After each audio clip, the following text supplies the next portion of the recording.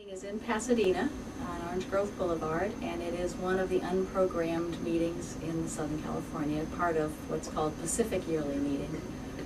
And it was kind of important in the beginnings of the presence of AFSC on the West Coast, and was really the home for the first office of what became the Pacific Southwest region of AFSC. So it's always had a strong interest in AFSC, and there's always been a lot of kind of cross-pollination between the meeting and AFSC.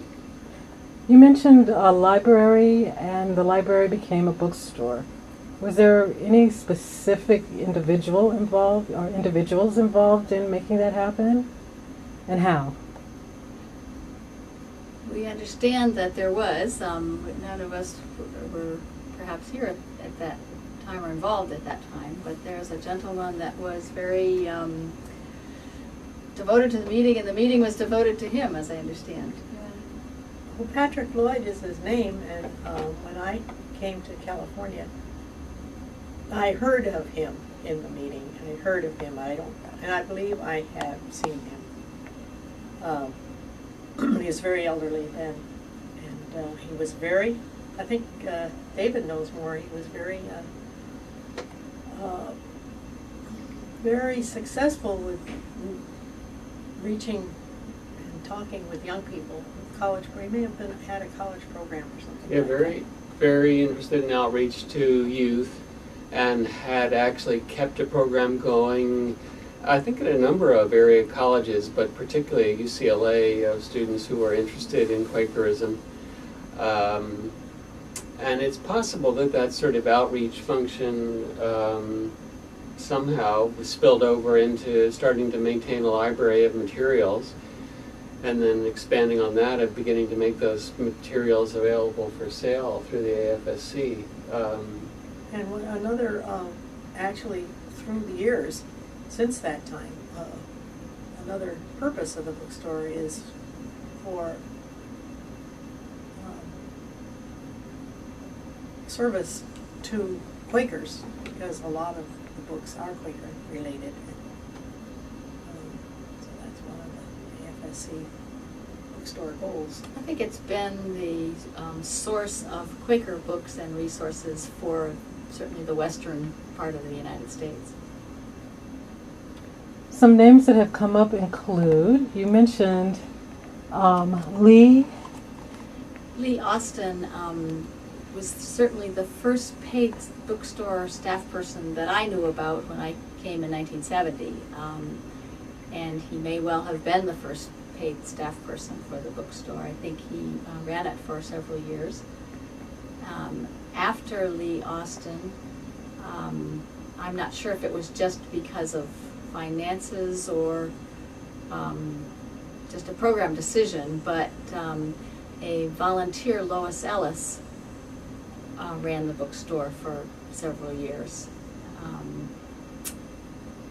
And then there were a couple of other, I think Alan Karcher was maybe paid part-time, and David Silva was a person. He was the bookstore manager. I think he was paid part-time during the 80s, and we had a series of bookstore events, we called them, and so there would be 6 or 7 a year where an author would come and talk about their book, not necessarily a new book, but a topic that was of interest and went along with the kinds of books that we had in the bookstore. The author would come and talk about the book and the issue, and we'd make an evening of it. And David was really involved with that. He had some family connections to the Midnight Special bookstore in West Los Angeles and Santa Monica. And then after David Silva, I think was when Ken Morgan, who was a longtime Quaker, and he came as a volunteer and full-time ran the bookstore for many years. He unfortunately had a stroke and died just a couple of years before the bookstore was to make the move down here to Los Angeles. children's books. They are not as program, they don't seem to be as program related, but can you tell me a little bit more about your children's books?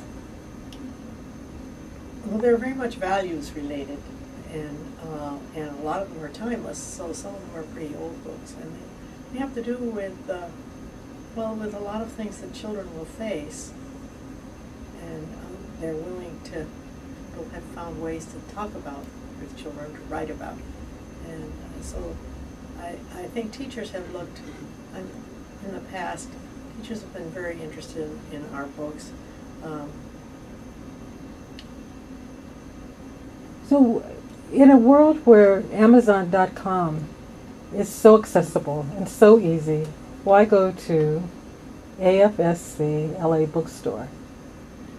I think one of the reasons is that we really do try to select books. That many of them are recommended by the people who are actually out in the field doing educational work in peace or in Middle East peace or immigration reform, prison reform. So, of course, some of the books are in fact AFSC books, but others are just books that reflect AFSC's approaches to things by way of reconciliation and peace building. So it isn't just any old bunch of books. It's a bunch of really carefully selected works that we think are the ones that people can get the most benefit from reading.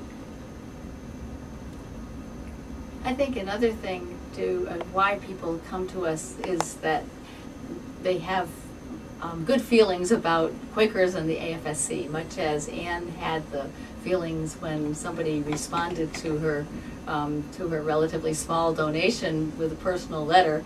I think people have had that kind of experience over the years in a variety of ways. I know when I have talked to people on the phone who have called to order because they're not yet computer literate, and but they want to be able to call, and so we have a nice conversation, and they often will make a comment about how much Quakers or how much AFSC has meant to them for one reason or another. So they come to us much as those of us who can make a decision to support a local store instead of a large chain.